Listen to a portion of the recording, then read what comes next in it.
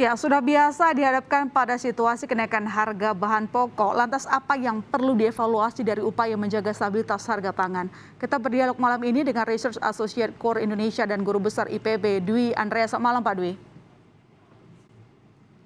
Oke, Pak Dwi, sejumlah harga komoditas naik, tidak cuma minyak goreng, ada kedelai juga, ada gula juga naik. Pertama kita concern ke harga minyak goreng dulu. Sekarang pemerintah tengah memberikan berupaya minyak goreng Rp14.000 gitu, dengan bukan subsidi, tapi ada nanti selisih harga yang akan dibiayai oleh pemerintah gitu. Menurut Anda apakah ini solusi? Ya, sebenarnya ya solusi sementara iya ya, walaupun itu tidak akan memecahkan masalah. Karena kan kapasitas pemerintah menggelontorkan minyak goreng murah ini kan juga terbatas kapasitasnya. Lalu bagaimana bisa kemudian mengubah harga dengan cepat? Sudah barang tentu tidak. Apa yang nanti akan mengubah harga? Yang akan mengubah harga ya dinamika harga vegetable oil internasional kan. Dan memang harga dunia itu sudah meningkat sejak bulan Oktober 2020 sampai bulan kemarin, sekarang sudah turun sih sebenarnya, sampai bulan Desember itu kenaikannya itu sudah 2,4 kali lipat. Dalam arti harga tahun 2000 sekarang ini 2,4 kali lipat dibanding harga per Mei 2020. Jadi memang kenaikannya relatif tinggi. Mengapa kenaikan ini terjadi? Karena tadi disinggung juga kedelai kan. Kenaikannya karena terganggunya produksi kedelai di Amerika Latin tahun 2020. Di Argentina ada mogok petani kedelai dan juga eksportir kedelai. Sehingga harga melonjak sedemikian tinggi dan harga kedelai yang tinggi mengerek harga vegetable oil lainnya. Vegetable oil kan tidak hanya kedelai, di sana ada sawit, di sana ada kopra, lalu canola, lalu bunga matahari, itu semua terkerek ke atas. Ya sudah barang tentu Indonesia ya sebenarnya senyum-senyum aja kalau Indonesia sebagai sebuah negara gitu ya. Karena apa? Kan devisa dari minyak sawit kita kan melonjak sangat tinggi di atas 500 triliun kan tahun 2021.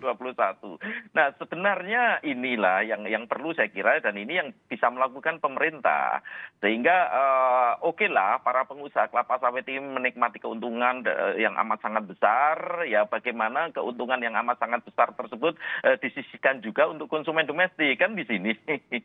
Ya walaupun untuk hal tertentu memang agak susah juga loh, kami ini kan sudah ditarik pajak macam-macam, ya kami menikmatilah keuntungan yang terjadi saat ini dengan harga minyak sawit yang amat sangat tinggi di dunia internasional. Jadi harus legowo lah kasih pasokan dalam negeri dulu gitu ya, meski mungkin keuntungan diekspor lebih gede gitu. Nah tapi kita satu-satu dulu nih Pak, saya kembali ke minyak goreng, nanti kita ke kedelai. Kan tadi Anda mengatakan bahwa ya mungkin solusi sementara, artinya kan selisih harga yang dipakai dari BPDKS ini tidak untuk jangka panjang. Nah artinya pemerintah harus segera mungkin juga menyiapkan rencana ke depan apa yang perlu dilakukan untuk ya ini mengantisipasi gejolak harga CPO yang mempengaruhi harga minyak goreng ya. Apa itu Pak? Ya sebenarnya pemerintah sudah menyiapkan instrumen itu. Instrumen itu ada di Bappenas, Badan Pangan Nasional. Tapi sampai sekarang kan secara organisasi belum terbentuk. Kepresnya sudah ada kan untuk Bappenas.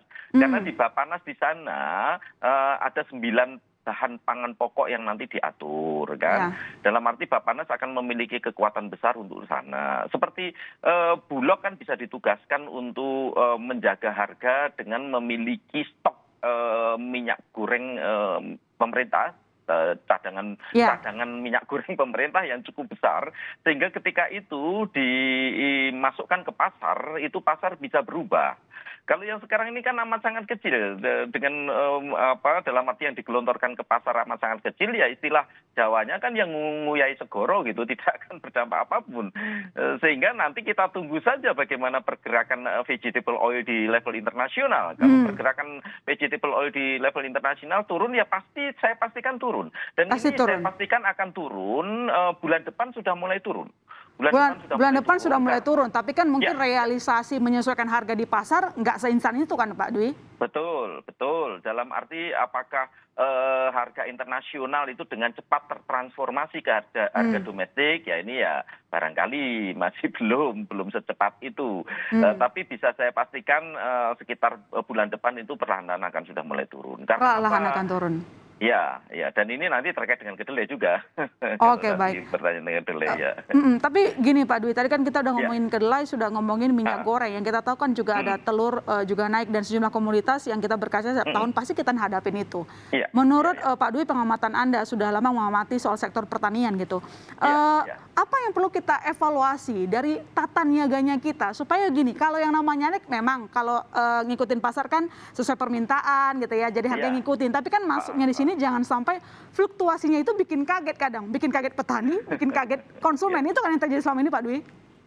Iya, ya sebenarnya gini Mbak, itu tergantung pilihan kebijakan pemerintah. Seperti Cina dan India, mereka mengatur pangan dengan amat sangat ketat. Bahkan Hmm, Cina dulu itu kan seluruh produk petani kan diborong kan, hmm, lalu pemerintah kemudian menjual lagi ke konsumen. Sehingga itu yang dilakukan ya, walaupun dengan era globalisasi tensi tersebut mulai menurun di Cina, tapi penguasaan Cina terhadap pangan pokok yang sangat penting untuk masyarakat itu masih luar biasa tinggi, oke. walaupun itu banyak dikritik kan, WTO berapa kali mengkritik Cina, dan Hmm, itu juga dilakukan oleh India. Jadi ketika pemerintah memiliki stok cadangan pangan yang sangat besar, yang cukup besar, cukup memadai, gejolak pangan seperti ini tidak akan terjadi. iya, termasuk telur juga Nah, ya.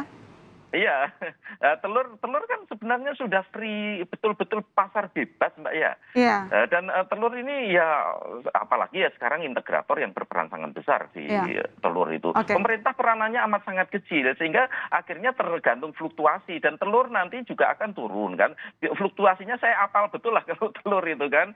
Jadi ini nanti sekitar Februari sudah akan mulai turun, turun terus sampai bulan Maret, April, Mei nanti akan meningkat lagi. Jadi Oke. nanti jangan heran ya setelah Lebaran Mei. kok harga telur masih naik Mhm, gitu. mhm, Bukan, mhm. bukan di Lebarannya harga telur masih naik. Oke. Karena apa? Karena polanya seperti itu mencapai Pasar puncaknya bebas. nanti bulan Juli, Mhm, Agustus. mhm, mhm. Baru setelah Oke. itu turun lagi ya. Baik. Gitu. Terakhir Pak Dwi, singkat saja proyeksi inflasi di Ya. kuartal 1 bagaimana dengan kenaikan sejumlah harga bahan pokok?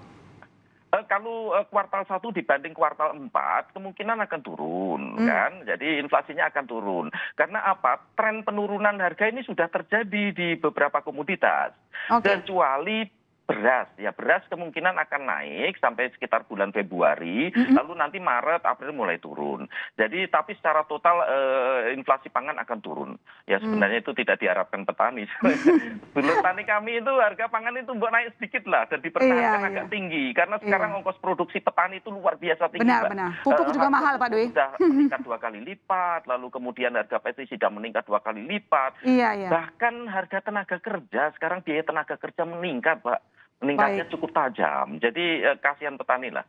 Jadi yang baik. pesan saya ke pemerintah terutama untuk padi ya, untuk beras ini dijaga betul di harga Ya, di bulan Maret, April ketika panen raya supaya baik. tidak jatuh. Kasihan petani. Itu yang Baik, perlu terima dilakukan kasih Pak pemerintah. Dwi. Ya, Yang penting ya, di sini petani juga nggak rugi, ya, konsumen juga nggak jadi miskin gara-gara kemahalan beli bahan pokok gitu loh Pak Dwi. Terima kasih Pak Dwi Andreas ya, telah ya, bergabung di Berita sama-sama, Utama. Mbak. Ya, Selamat ya, malam, ya. sehat Terima kasih. selalu. Selamat malam. Ya, sehat selalu.